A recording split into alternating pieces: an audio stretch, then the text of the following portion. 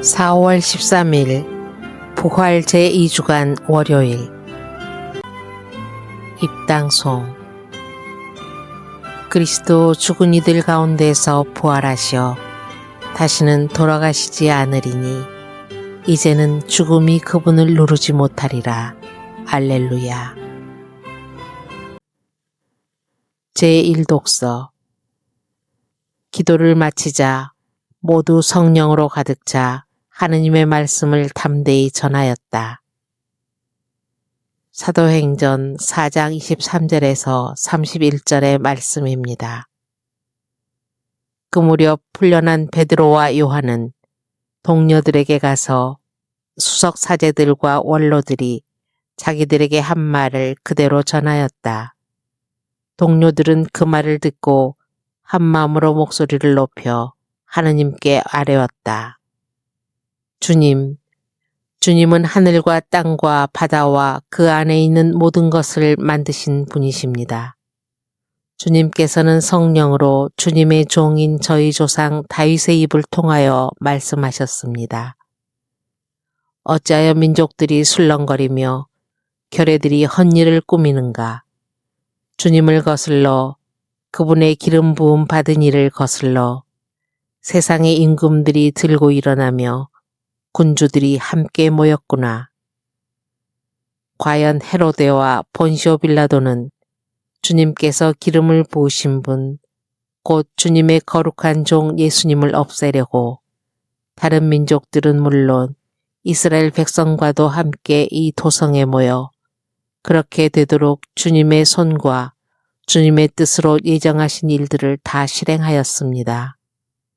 이제 주님, 저들의 위협을 보시고 주님의 종들이 주님의 말씀을 아주 담대히 전할 수 있게 해주십시오.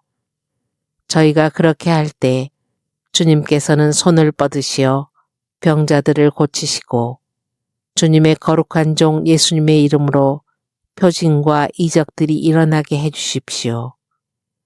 이렇게 기도를 마치자 그들이 모여있는 곳이 흔들리면서 모두 성령으로 가득 차 하느님의 말씀을 담대히 전하였다. 주님의 말씀입니다. 하느님 감사합니다. 화답송. 주님, 당신께 피신하느니 모두 행복하옵니다. 어찌하여 민족들은 술렁거리며 결의들은 헛된 일을 꾸며대는가? 주님을 거슬러 그분의 메시아를 거슬러 세상의 임금들이 들고 일어나며 군주들이 모여 음모를 꾸미는구나. 저들의 오랏줄을 끊어버리고 저들의 사슬을 벗어던지자. 주님, 당신께 피신하느니 모두 행복하옵니다. 하늘에 앉아 계신 분이 웃으신다. 주님이 그들을 비웃으신다. 마침내 진노하시어 꾸짖으시고 분노하시어 그들을 떨게 하시리라. 나의 거룩한 산 시온 위에 내가 나의 임금을 세웠노라. 주님, 당신께 피신하느니 모두 행복하옵니다. 주님의 결정을 나는 선포하리라. 주님이 나에게 말씀하셨다. 너는 내 아들, 내가 오늘 너를 낳았노라. 나에게 청하여라. 내가 민족들을 너의 재산으로 땅끝까지 너의 소유로 주리라. 너는 그들을 쇠지팡이로 부수고 옹기그릇 파수듯 파수어 버리리라. 주님, 당신께 피신하느니 모두 행복하옵니다. 복음 환호송. 알렐루야. 너희는 그리스도와 함께 다시 살아났으니 저 위에 있는 것을 추구하여라. 거기에는 그리스도가 하느님 오른쪽에 앉아 계신다. 알렐루야. 복음. 누구든지 물과 성령으로 태어나지 않으면 하느님 나라에 들어갈 수 없다. 요한이 전한 거룩한 복음 3장 1절에서 8절입니다. 바리사의 가운데 니고데모라는 사람이 있었다. 그는 유다인들의 최고 의회 의원이었다. 그 사람이 밤에 예수님께 와서 말하였다. 스승님, 저희는 스승님이 하느님에게서 오시는 스승님이심을 알고 있습니다. 하느님께서 함께 계시지 않으면 당신께서 일으키시는 그러한 표징들을 아무도 일으킬 수 없기 때문입니다. 그러자 예수님께서 그에게 이르셨다. 내가 진실로 진실로 너에게 말한다. 누구든지 위로부터 태어나지 않으면 하느님의 나라를 볼 수 없다. 니고데모가 예수님께 말하였다. 이미 늙은 사람이 어떻게 또 태어날 수 있겠습니까? 어머니 뱃속에 다시 들어갔다가 태어날 수 없지 않습니까? 예수님께서 대답하셨다. 내가 진실로 진실로 너에게 말한다. 누구든지 물과 성령으로 태어나지 않으면 하느님 나라에 들어갈 수 없다. 육에서 난 것은 육이고 영에서 태어난 것은 영이다. 너희는 위로부터 태어나야 한다고 내가 말하였다고 놀라지 마라. 바람은 불고 싶은 대로 분다. 너는 그 소리를 들어도 어디에서 와 어디로 가는지 모른다. 영에서 태어난 이도 다 이와 같다. 주님의 말씀입니다. 그리스도님 참여합니다. 네, 평화를 빕니다. 평화를 빕니다. 오늘 복음에서 니고데모는 예수님의 표징, 기적을 보고 예수님을 찾아옵니다. 니고데모는 예수님을 하느님에게서 오신 스승으로 인정합니다. 그런데 예수님은 그의 말을 듣고 이렇게 말씀합니다. 누구든지 위로부터 태어나지 않으면 하느님의 나라를 볼 수 없다. 예수님은 표징을 보고 표면적인 것에 머무는 차원을 넘어서서 성령으로 하느님과 깊이 있는 관계로 나아오도록 말씀을 합니다. 위로부터 태어난다는 것과 영으로 태어난다는 것이 과연 무엇일까요?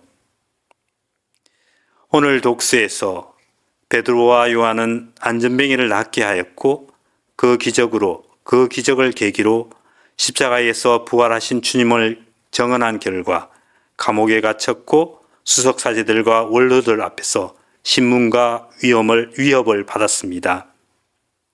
이 위협 앞에서 두 사도는 십자가의 주님처럼 담대하게 하느님과 그리고 부활하신 주님을 정언하였습니다.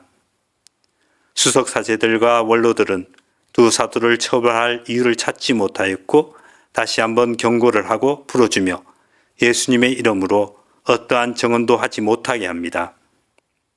그런데 풀려난 두 사도는 동료들에게 돌아와서 그들이 겪었던 것과 수석사제들과 원로들이 한 말을 공동체에 알립니다.